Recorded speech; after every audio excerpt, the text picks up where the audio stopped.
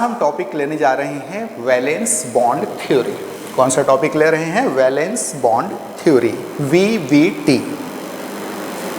प्रश्न खड़ा हुआ कि ये वैलेंस बॉन्ड थ्योरी क्या है, इसके मेन पोस्टुलेट्स कौन कौन से हैं, इसको सबसे पहले किसने प्रपोज किया, इसमें मॉडिफिकेशन किसने किया और क्या मॉडिफिकेशन किया, इन सारी चीज़ों के साथ साथ हम इस थ्योरी में देखेंगे कि किसी बॉन्ड के बनते समय, स्पेशली कोवैलेंट बॉन्ड के बनते समय एनर्जी प्रोफाइल क्या होती है, जो सिस्टम की पोटेंशियल एनर्जी है वह किस ढंग से वेरी करती है, किस ढंग से चेंज होती है।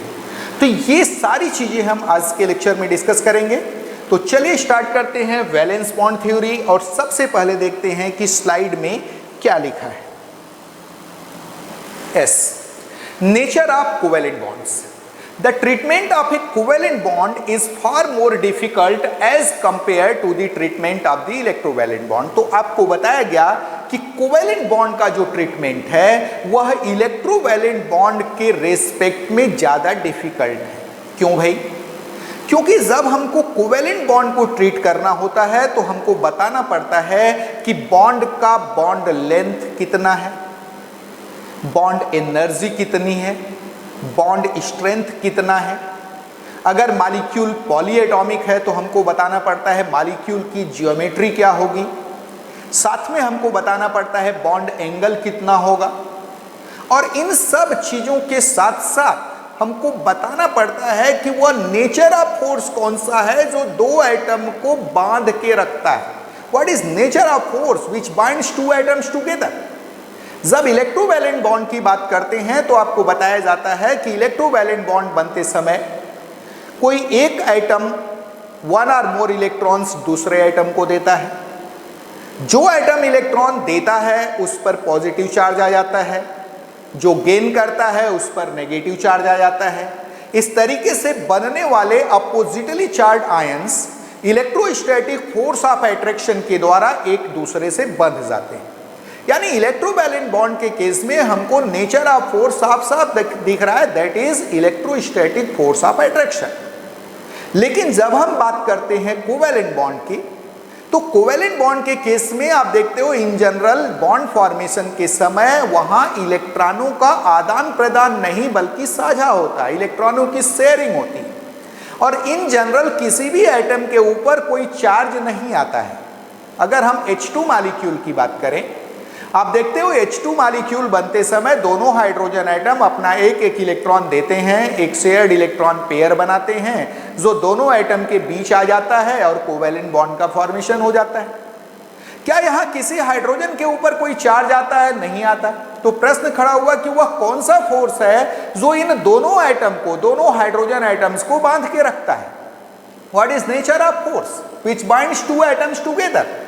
साथ में कोवैलेंट बॉन्ड के केस में हमको बॉन्ड लेंथ बताना पड़ता है, बॉन्ड एनर्जी बताना पड़ता है, बॉन्ड स्ट्रेंथ बताना पड़ता है। मॉलिक्यूल अगर पॉलीएटॉमिक है तो उस केस में मॉलिक्यूल की ज्योमेट्री बतानी पड़ती है, मॉलिक्यूल का बॉन्ड एंगल बताना पड़ता है। लेकिन ये सारी चीजें हमको नहीं बतानी पड़ती in case of electrovalent bonds. तो नेचुरली कोवैलेंट बॉन्ड का ट्रीटमेंट ज्यादा डिफिकल्ट है as compare to the treatment of electrovalent bond. और यहां पर कोवैलेंट बॉन्ड को ट्रीट करने के लिए दो थ्योरीज दिए गए हैं, जिनमें से हम एक को बोलते हैं वैलेंस बॉन्ड थ्योरी और दूसरे को बोलते हैं मॉलिक्यूलर ऑर्बिटल थ्योरी। तो याद रहे, valence bond theory has been proposed to treat the bond, to treat the formation of covalent bond. Covalent bond के फॉर्मेशन को ट्रीट करने के लिए कौन सी थ्योरी दी गई है? तो वैलेंस बॉन्ड थ्योरी दी गई। क्लियर है? आगे देखिए क्या लिखा है। According to modern concept, the covalent bonds are formed by overlapping of atomic orbitals. Here, two half-filled atomic orbitals having electrons with opposite spin come close together, share some common space, and their unpaired electrons get paired up in the shared space. Whole this process is called overlapping. Thus, the interpenetration of atomic orbitals to share common space is called overlapping of the atomic orbitals। तो अगर हम modern concept की बात कर रहे हैं, आधुनिक अवधारणा की बात कर रहे हैं, तो मॉडर्न कॉन्सेप्ट ये बोलता है कि कोवेलेंट बॉन्ड का फॉर्मेशन एटॉमिक ऑर्बिटल्स के ओवरलैपिंग से होता है। कोवेलेंट बॉन्ड बनते समय दो हाफ फिल्ड एटॉमिक ऑर्बिटल्स, यानी ऐसे एटॉमिक ऑर्बिटल्स जिसमें सिंगल इलेक्ट्रॉन हो, दे कम क्लोज टुगेदर, एक दूसरे के पास आते हैं, शेयर सम कॉमन स्पेस, कुछ कॉमन स्पेस शेयर करते हैं, और उस शेयर्ड स्पेस में उनके अनपेयर्ड इलेक्ट्रॉन की पेयरिंग हो जाती है। यह पूरा प्रोसेस क्या कहलाता है? ओवरलैपिंग कहलाता है। तो यहां पर ओवरलैपिंग से रिलेटेड वीडियो अवेलेबल है हमारे प्लेलिस्ट में जाकर के आप देख सकते हैं। ओवरलैपिंग को बहुत डिटेल में समझाया गया है, टाइप्स ऑफ ओवरलैपिंग के बारे में बताया गया है, सिग्मा और पाई बॉन्ड्स के बारे में बताया गया है। तो ये सारी चीजें आप प्रदीप क्षेत्रपाल चैनल के प्लेलिस्ट में जाकर के, शैलेंद्र शुक्ला सर का जो प्लेलिस्ट है उसमें आप देख सकते हैं। क्लियर है? तो चलिए हम आगे बढ़ रहे हैं, बात करते हैं वैलेंस बॉन्ड थ्योरी की। आगे देखते हैं क्या लिखा है। एस, ये देखिए यहां पर सपोज एस ऑर्बिटल है, you know S orbital is spherical in shape. कैसा होता है? गोलाकार होता है, स्फेरिकल होता है। ये एक एस ऑर्बिटल है, बीच में उसका न्यूक्लियस है, उसमें एक इलेक्ट्रॉन है हैविंग क्लॉकवाइज स्पिन। ये दूसरा एस ऑर्बिटल है, यहां भी आप देख सकते हैं एक इलेक्ट्रॉन है एंटी क्लॉकवाइज स्पिन वाला। ये दोनों orbital having electron with opposite spin, they come close together, एक दूसरे के पास आते हैं। दे शेयर सम कॉमन स्पेस, एक दूसरे के पास आकर के कुछ कॉमन स्पेस शेयर करते हैं। याद रहे ऑर्बिटल कोई सॉलिड चीज नहीं है। What is orbital? It is 3 dimensional space around nucleus where probability of finding an electron is maximum. यह न्यूक्लियस के चारों ओर का 3 डायमेंशनल स्पेस है जहां इलेक्ट्रॉन पाए जाने की प्रोबेबिलिटी मैक्सिमम होती है। तो जब दो एटम के न्यूक्लियस पास आएंगे तो उनके चारों ओर के स्पेस भी पास आएंगे, और यहां पर कुछ कॉमन स्पेस शेयर होगा। उस कॉमन स्पेस में इन ऑर्बिटल्स के अनपेयर्ड इलेक्ट्रॉन की पेयरिंग हो जाती है। यह पूरा प्रोसेस क्या कहलाता है? ओवरलैपिंग कहलाता है। तो यहां पर ओवरलैपिंग को दिखाया गया है, स्पेशली एसएस ओवरलैपिंग को। कौन सा? जब एस ऑर्बिटल दूसरे एस ऑर्बिटल के साथ ओवरलैप करता है तो उसको हम एसएस ओवरलैपिंग बोलते हैं, और उसका यहां पर डायग्राम शो किया गया है। तो मॉडर्न कॉन्सेप्ट क्या बोलता है? कोवेलेंट बॉन्ड का फॉर्मेशन एटॉमिक ऑर्बिटल्स के ओवरलैपिंग से होता है। क्लियर है? चलिए हम आगे बढ़ रहे हैं। To explain the nature of covalent bonds following 2 theories have been proposed. तो आप देखेंगे कि कोवेलेंट बॉन्ड के नेचर को एक्सप्लेन करने के लिए 2 थ्योरीज दिए गए हैं। कितने थ्योरीज दिए गए हैं? 2 थ्योरीज दिए गए हैं, that is valence bond theory VVT and molecular orbital theory that is MOT। तो आपको बताया गया कि कोवेलेंट बॉन्ड का ट्रीटमेंट इलेक्ट्रोवैलेंट बॉन्ड के रेस्पेक्ट में डिफिकल्ट है, और यही रीजन है कि कोवेलेंट बॉन्ड को ट्रीट करने के लिए 2 थ्योरीज दिए गए हैं। एक को आप बोलते हैं वैलेंस बॉन्ड थ्योरी यानी VVT, और दूसरे को बोलते हैं मॉलिक्यूलर ऑर्बिटल थ्योरी यानी MOT। चलिए आगे बढ़ते हैं, बात करते हैं हम वैलेंस बॉन्ड थ्योरी की। Okay, valence bond theory (VVT). This theory was for the first time proposed by Hitler and London.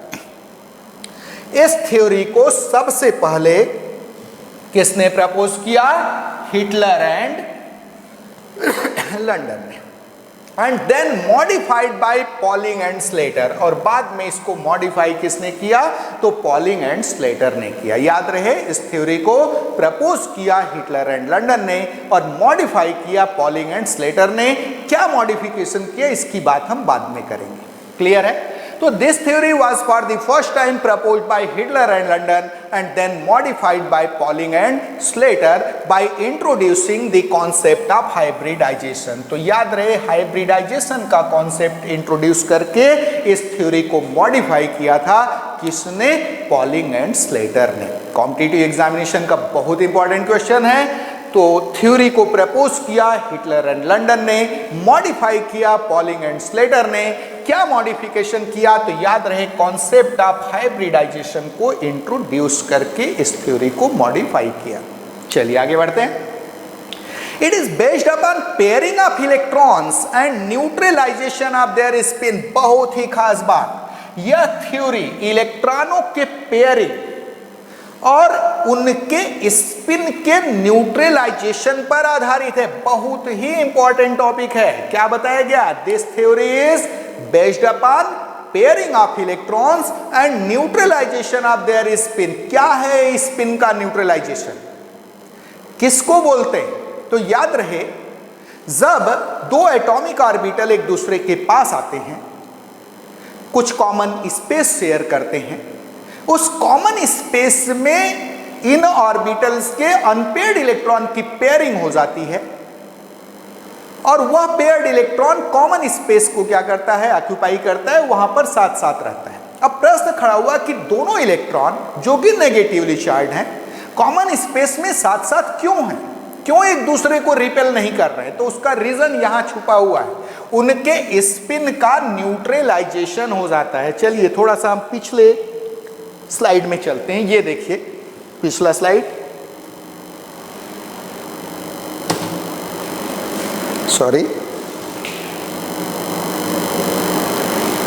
ये स्लाइड देखिए। यहां पर अगर हम इस इलेक्ट्रॉन की बात करें, इस इलेक्ट्रॉन की स्पिन क्लॉकवाइज है और इसकी स्पिन कैसा है? एंटी क्लॉकवाइज है। नजर आ रहा है? आपको मालूम है electron is charged particle and when it is in motion it behaves like a magnet. तो इलेक्ट्रॉन चार्ज पार्टिकल है, मोशन में है, स्पिन कर रहा है, नेचुरली ये मैग्नेट जैसा बिहेव करता है। अगर इनके स्पिन अपोजिट होंगे तो स्पिन का न्यूट्रलाइजेशन होगा। स्पिन न्यूट्रलाइजेशन से मतलब एक इलेक्ट्रॉन के द्वारा प्रोड्यूस्ड मैग्नेटिक मूवमेंट दूसरे के द्वारा प्रोड्यूस्ड मैग्नेटिक मूवमेंट से न्यूट्रलाइज कर दिया जाएगा। और यही रीजन है कि दोनों इलेक्ट्रॉन एक दूसरे के साथ आसानी से रह सकेंगे, क्योंकि उनके स्पिन का क्या हो गया? न्यूट्रलाइजेशन हो गया। तो इस थ्योरी का पहला पोस्टुलेट जो कि बहुत ही खास है कि कोवेलेंट बॉन्ड का फॉर्मेशन एटॉमिक ऑर्बिटल्स के ओवरलैपिंग से होता है और साथ में ओवरलैपिंग होते समय इलेक्ट्रॉनों के स्पिन का क्या हो जाता है? न्यूट्रलाइजेशन हो जाता है, उदासीनीकरण हो जाता है। तो क्या देखा आपने? देखा कि it is based upon pairing of electrons and neutralisation of their spin. The main postulates of this theory are as under. इस थ्योरी के देखिए मुख्य बिंदु क्या क्या है, मेन पोस्टुलेट्स कौन कौन से हैं? तो पहला postulates, the covalent bonds are formed by overlapping of atomic orbitals, but in molecule atomic orbitals do not lost their identity। विशेष बात है, ध्यान दीजिए। ये थ्योरी बोलती है कि कोवेलेंट बॉन्ड का फॉर्मेशन एटॉमिक ऑर्बिटल्स के ओवरलैपिंग से होगा, लेकिन मॉलिक्यूल में एटॉमिक ऑर्बिटल्स अपनी आइडेंटिटी समाप्त नहीं करेंगे। मॉलिक्यूल के अंदर भी एटॉमिक ऑर्बिटल्स का shape, size and all other parameters completely retain रहेगा। यानी मॉलिक्यूल के अंदर भी एटॉमिक ऑर्बिटल्स ही पाए जाते हैं। यही रीजन है कि इस थ्योरी को एटॉमिक ऑर्बिटल थ्योरी यानी AOT भी कहा जाता है। कॉम्पिटिटिव एग्जामिनेशन का क्वेश्चन है तो याद रहे एटॉमिक ऑर्बिटल थ्योरी किसका सेकेंड नेम है? तो वैलेंस बॉन्ड थ्योरी का। तो पहला पोस्टुलेट क्या है?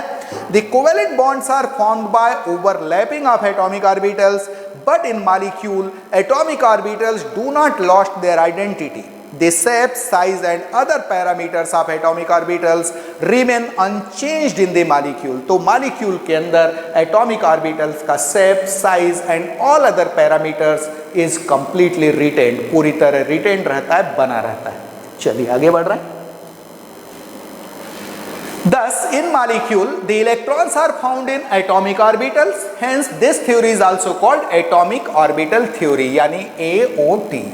तो याद रहे मॉलिक्यूल के अंदर भी इलेक्ट्रॉन्स एटॉमिक ऑर्बिटल्स में पाए जाते हैं, इसीलिए इस थ्योरी को कई बार एटॉमिक ऑर्बिटल थ्योरी के नाम से जाना जाता है। सेकेंड पोस्टुलेट देखिए, in overlapping their occurs pairing of electrons and neutralisation of their spin. तो ओवरलैपिंग के समय इलेक्ट्रॉनों की पेयरिंग होती है, दो हाफ फील्ड ऑर्बिटल्स आ रहे हैं, एक में क्लॉकवाइज स्पिन का इलेक्ट्रॉन है, दूसरे में एंटी क्लॉकवाइज स्पिन का इलेक्ट्रॉन है।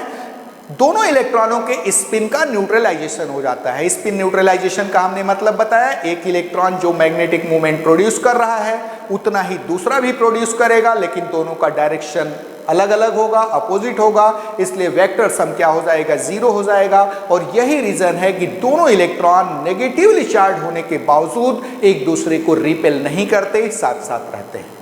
तो सेकेंड पोस्टुलेट आपने क्या देखा, in overlapping their occurs pairing of electrons and neutralisation of their spins.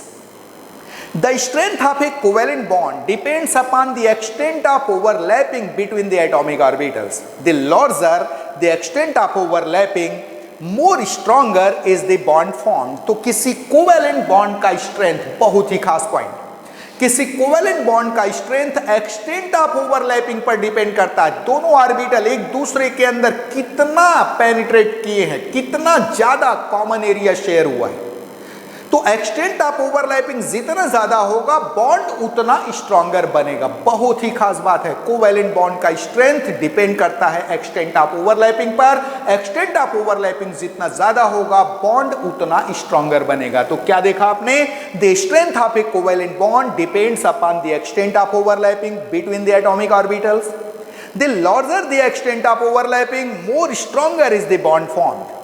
The extent of overlapping is given by overlap integral S. तो extent of overlapping को overlap integral S से denote करते हैं। बहुत ही खास पॉइंट आपके सामने आ रहा है, IIT JEE के पॉइंट ऑफ व्यू से बहुत इंपॉर्टेंट, नीट के पॉइंट ऑफ व्यू से बहुत इंपॉर्टेंट। याद रहे, यहाँ पर हम जो भी टॉपिक डिस्कस करते हैं वो पूरी तरह IIT JEE और नीट पर बेस्ड होता है।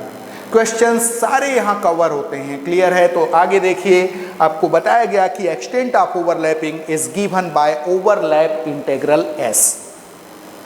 क्या है ये ओवरलैप इंटीग्रल एस? ये देखिए, if psi A and psi B, क्या if psi a and psi b are the wave functions of combining atomic orbitals, then the overlap integral s is given by the following expression। तो अगर दो atomic orbitals के wave function psi a और psi b, ये wave function क्या होता है? तो याद रहे, जब हम बात करते हैं क्वांटम मैकेनिक्स की, तो क्वांटम मैकेनिक्स में इलेक्ट्रॉन को हम डुअल नेचर का मानते हैं, वेव नेचर का भी मानते हैं, particle like nature as well as wave like nature. तो जब इलेक्ट्रॉन को वेव नेचर का मान रहे हैं, इलेक्ट्रॉन को वेव मान रहे हैं, तो उस वेव से कोई ना कोई वेवलेंथ एसोसिएटेड होगी और उसी वेवलेंथ को हम डिनोट करते हैं वेव फंक्शन के द्वारा। तो जब हम वेव फंक्शन की बात करते हैं, इसका मतलब इलेक्ट्रॉनिक वेव का एम्पलीट्यूड, किसकी बात कर रहे हैं? इलेक्ट्रॉनिक वेव का एम्पलीट्यूड। ये देखिए, सपोज हमने यहाँ पर एक इलेक्ट्रॉनिक वेव बना दिया लाइक दिस। क्लियर है? तो ये जो एम्पलीट्यूड होता है, इसी को हम बोलते हैं वेव फंक्शन, इसको हम साई से डिनोट करते हैं। तो यहां पर आपने क्या देखा, मान लीजिए दो एटॉमिक ऑर्बिटल्स के वेव फंक्शन साई ए और साई बी हैं। इसको हम बहुत डिटेल में पढ़ेंगे जब हम मॉलिक्यूलर ऑर्बिटल थ्योरी की बात करेंगे, वहां पर हम वेव फंक्शन को बहुत डिटेल में पढ़ेंगे। तो यहां पर आपने देखा कि अगर दो एटॉमिक ऑर्बिटल्स के वेव फंक्शन साई ए और साई बी हैं, तो उनके बीच का जो ओवरलैप इंटीग्रल होगा, एक्सटेंट ऑफ ओवरलैपिंग को शो करने वाला ओवरलैप इंटीग्रल एस का वैल्यू क्या होगा? Integral of psi A psi B D R. क्या होगा? Integral of psi A psi B D R. ये सीधा सीधा ऑप्शन के फॉर्म में आपसे ऑब्जेक्टिव क्वेश्चन में पूछा जा सकता है।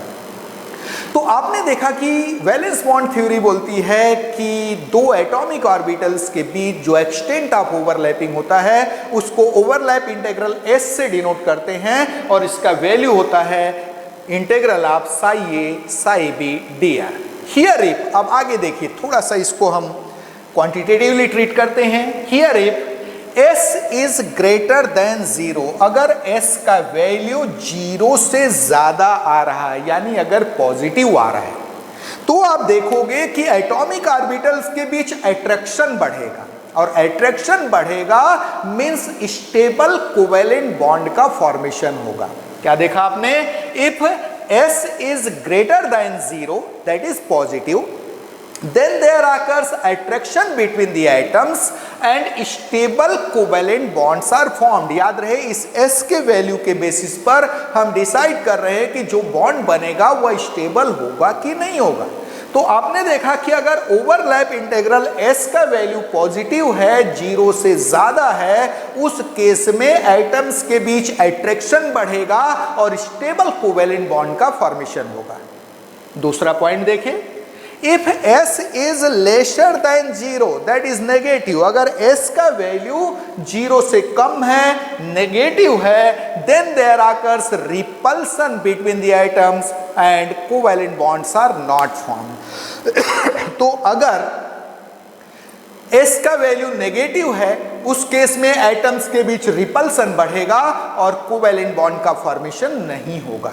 और तीसरा केस है, इफ S इक्वल्स टू 0, अगर S का वैल्यू 0 है, then there occurs neither attraction nor repulsion between the atoms, here also stable covalent bonds are form. तो अगर S का वैल्यू 0 है, उस केस में एटम्स के बीच न तो अट्रैक्शन ऑपरेट करेगा, न ही रिपल्सन ऑपरेट करेगा, और इस केस में भी स्टेबल कोवेलेंट बॉन्ड का फॉर्मेशन नहीं होता, क्योंकि स्टेबल कोवेलेंट बॉन्ड के फॉर्मेशन के लिए जरूरी है कि एटम्स के बीच अट्रैक्शन बढ़े। चलिए आगे बढ़ रहे हैं। S.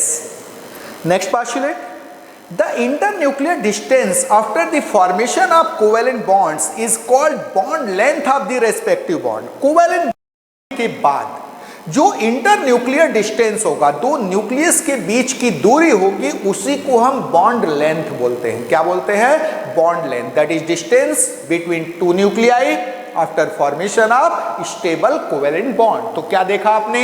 The internuclear distance after the formation of covalent bonds is called bond length of the respective bond. तो सहसंयोजक बंध बनने के पश्चात अंतरनाभिकीय दूरी जो होती है, इंटरन्यूक्लियर डिस्टेंस जो होता है, वही क्या कहलाता है? बॉन्ड लेंथ कहलाता है। आगे देखिए, the energy released during formation of a covalent bond is called bond energy of respective bond. It provides stability of the covalent bonds, यानी कोवेलेंट बॉन्ड बनते समय जब अट्रैक्शन बढ़ेगा तो एनर्जी रिलीज होगी।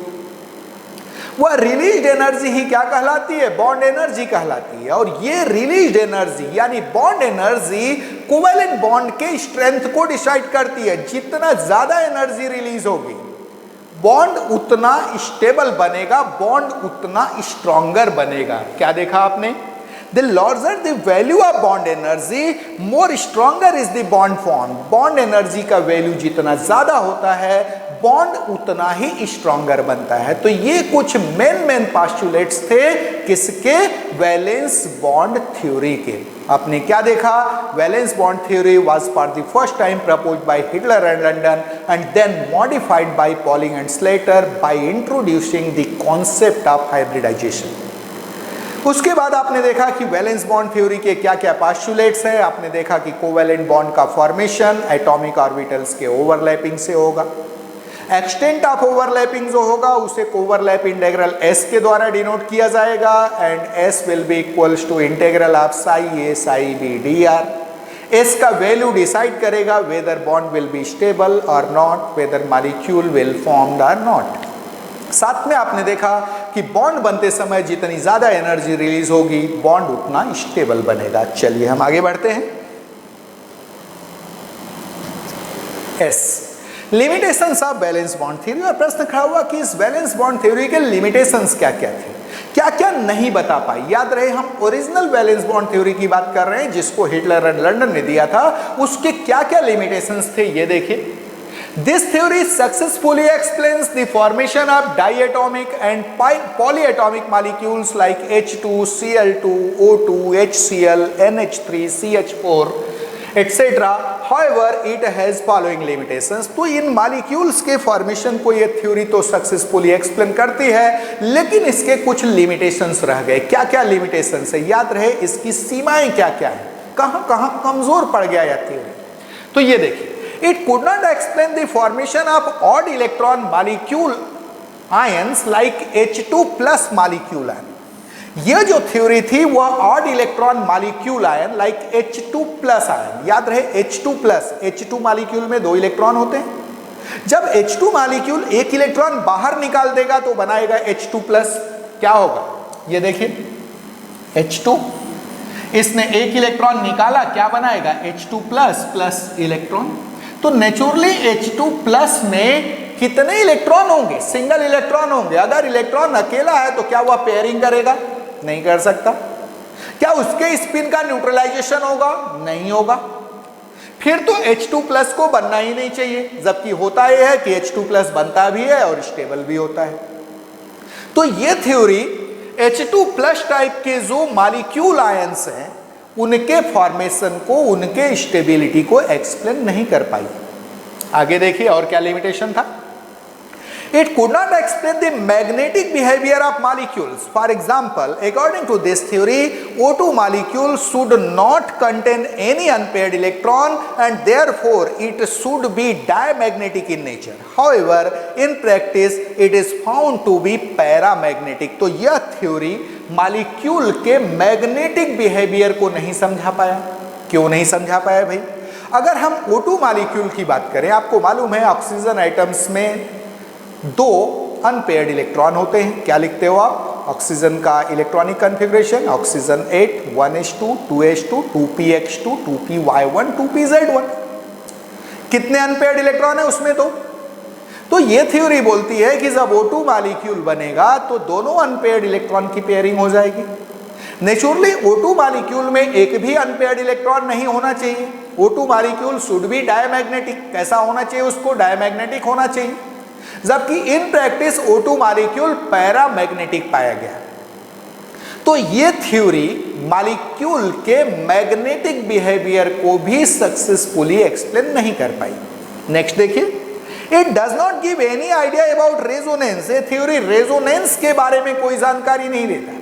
यह थ्योरी अगर हम ओरिजिनल फॉर्म की बात करें तो मॉलिक्यूल की ज्योमेट्री के बारे में, मॉलिक्यूल के बॉन्ड एंगल के बारे में कोई जानकारी नहीं देता था।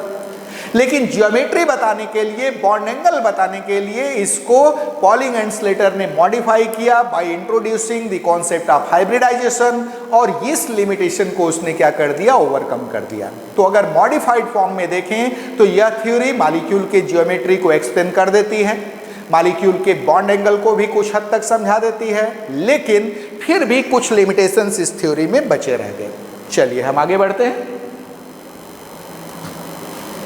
Now energy profile of covalent bonds. Covalent bonds की एनर्जी प्रोफाइल यानी कोवेलेंट बॉन्ड बनते समय पोटेंशियल एनर्जी किस ढंग से वेरी करता है और किन कंडीशंस में वेरी करता है, ये बातें हम यहां पर देखेंगे। देखिए क्या लिखा है। The covalent bonds are formed by overlapping of atomic orbitals. Here two half-filled atomic orbitals having electrons with opposite spin come close together, share some common space and their unpaired electrons get paired up in this shared space. Thus covalent bonds gets formed. If internuclear distance r of combining atoms are plotted against potential energy of the system, following curves are obtained. तो यहाँ पर बताया गया कि covalent bond का formation atomic orbitals के overlapping से होता है। कोवेलेंट बॉन्ड बनते समय एटॉमिक ऑर्बिटल्स एक दूसरे के पास आते हैं, कुछ कॉमन स्पेस शेयर करते हैं, उस कॉमन स्पेस में अनपेयर्ड इलेक्ट्रॉन की पेयरिंग हो जाती है, उनके स्पिन का न्यूट्रलाइजेशन हो जाता है और एक स्टेबल कोवेलेंट मॉलिक्यूल का फॉर्मेशन हो जाता है, कोवेलेंट बॉन्ड का फॉर्मेशन हो जाता है। बताया गया कि यहाँ पर जो कंबाइनिंग एटम्स हैं, जो एटम्स एक दूसरे के साथ कॉम्बिनेशन करने जा रहे हैं, अगर उनके इंटरन्यूक्लियर डिस्टेंस को r से डिनोट करें और r के साथ पोटेंशियल एनर्जी, जो सिस्टम की पोटेंशियल एनर्जी है, उसको अगर हम प्लॉट करें तो देखिए कैसा कर्व्स बनता है। ये देखिए, variation of potential energy with internuclear distance r for H2 molecule. यहां H2 मॉलिक्यूल के लिए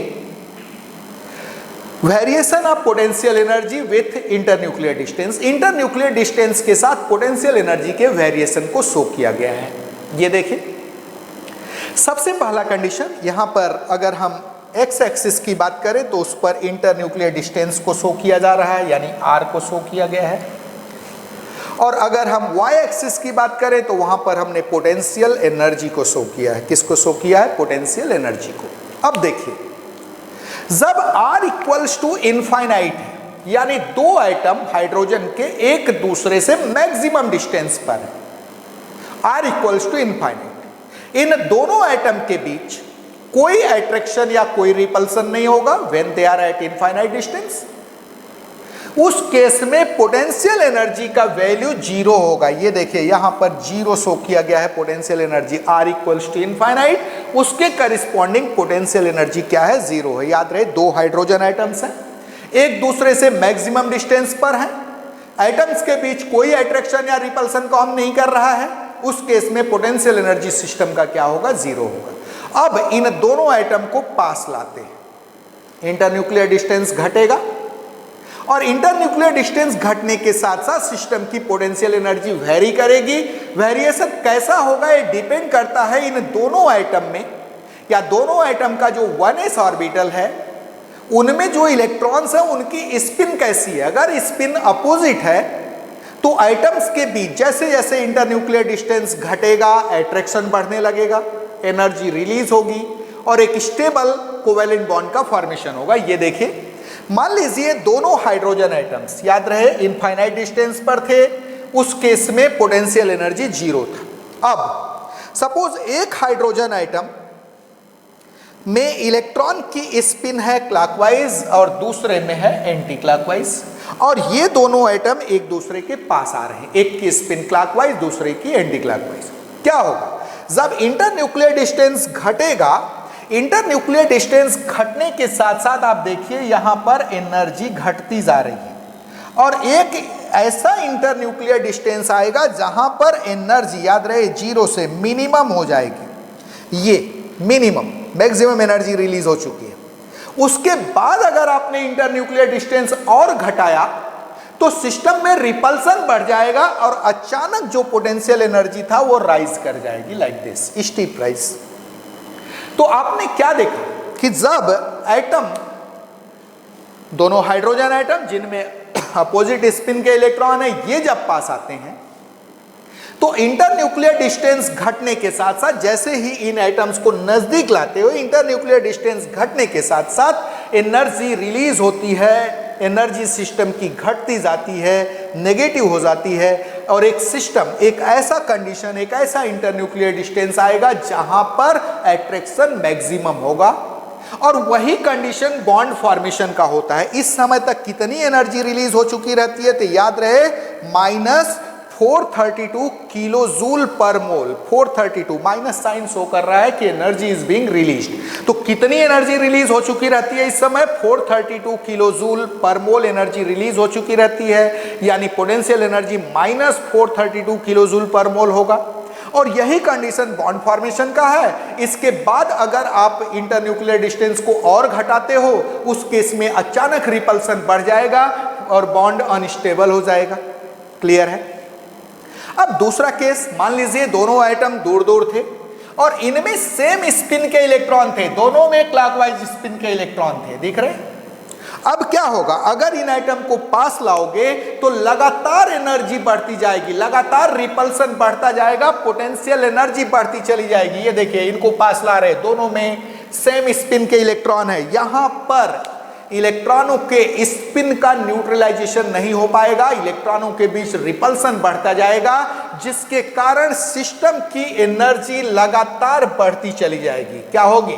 सिस्टम की एनर्जी लगातार बढ़ती चली जाएगी और कोवैलेंट बॉन्ड का फॉर्मेशन यहां नहीं होगा। एब्जॉर्प्शन ऑफ एनर्जी होगी जब दोनों इलेक्ट्रॉन में सेम स्पिन हो और कोवैलेंट बॉन्ड का फॉर्मेशन नहीं होगा। लेकिन अगर अपोजिट स्पिन वाले इलेक्ट्रॉन्स हैं दोनों ऑर्बिटल्स में, दोनों एटम्स में, उस केस में सिस्टम से एनर्जी रिलीज होगी, स्टेबल बॉन्ड फॉर्मेशन का कंडीशन आएगा। जिस समय मिनिमम पोटेंशियल एनर्जी का केस बना है उस समय इंटरन्यूक्लियर डिस्टेंस क्या कहलाएगा? बॉन्ड लेंथ कहलाएगा, और एनर्जी रिलीज्ड क्या कहलाएगी? बॉन्ड एनर्जी कहलाएगी। क्लियर है? और अगर उससे ज़्यादा एक दूसरे को पास लाते हो, इंटरन्यूक्लियर डिस्टेंस को और कम कर देते हो, उस केस में बॉन्ड फिर से अनस्टेबल स्टेबल हो जाएगा, अचानक पोटेंशियल एनर्जी राइज हो जाएगी, बढ़ जाएगी।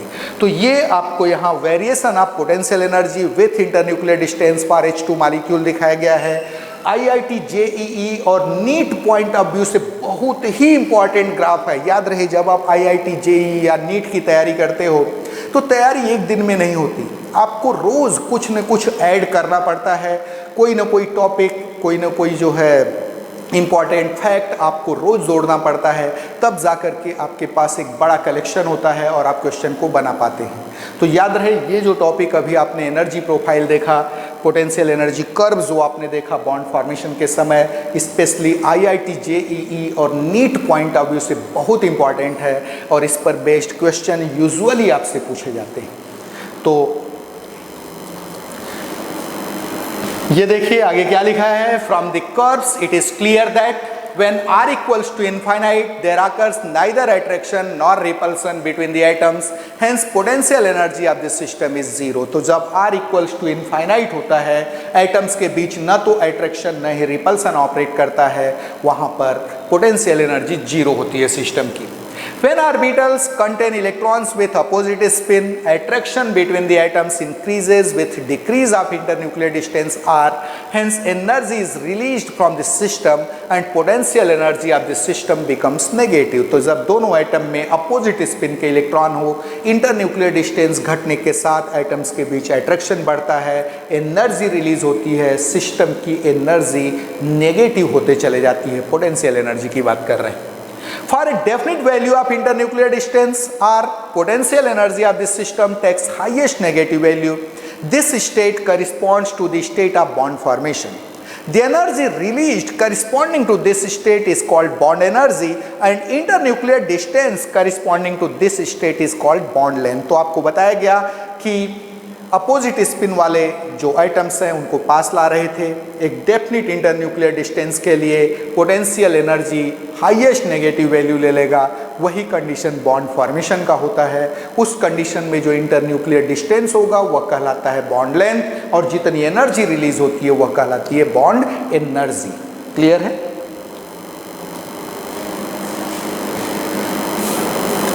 Yes. If internuclear distance is decreased further, strong repulsion starts operating between the atoms. It results in steep rise in potential energy of the system so that the bond becomes highly unstable। तो आपको बताया गया कि अगर internuclear distance को और ज़्यादा घटा दिया जाए, उस केस में अचानक रिपल्सन बढ़ जाएगा और पोटेंशियल एनर्जी में स्टीप राइज देखने को मिलेगा। अचानक पोटेंशियल एनर्जी बहुत ज़्यादा हो जाता है, ऑलरेडी मैं ग्राफ में एक्सप्लेन कर चुका हूँ। आगे देखिए, when orbitals contain electron with same spin, repulsion between the atoms increases with decrease of internuclear distance r, hence energy is absorbed by the system and potential energy of the system goes on increasing continuously।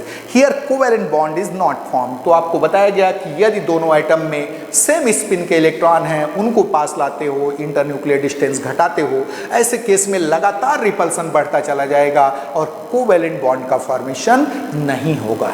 चलिए आगे बढ़ रहे। तो आज के lecture में आपने देखा कि वैलेंस बॉन्ड थ्योरी क्या है, किसने इंट्रोड्यूस किया, इसमें मॉडिफिकेशन क्या किया गया, इसके लिमिटेशंस क्या क्या हैं, और साथ में आपने एनर्जी बॉन्ड फॉर्मेशन के समय पोटेंशियल एनर्जी कर्व की बात की, किस कंडीशन में स्टेबल कोवैलेंट बॉन्ड का फॉर्मेशन होता है, इसको भी हमने डिस्कस किया। कॉम्पिटिटिव पॉइंट ऑफ व्यू से, स्पेशली IIT JEE और नीट के पॉइंट ऑफ व्यू से बहुत इंपॉर्टेंट पॉइंट था। अब प्रश्न खड़ा हुआ, ये जो आपने पढ़ा इसका PDF नोट्स आपको मिल जाएगा chemistryforcompetition.com। इस साइट पर आप जा करके इसका PDF नोट्स आप जो है डाउनलोड कर सकते हैं, या xacademy.in इस साइट पर जा करके भी आप इसका PDF नोट्स जो है डाउनलोड कर सकते हैं। तो आज के लेक्चर में बस इतना ही, बाकी नेक्स्ट लेक्चर में देखेंगे। Thank you.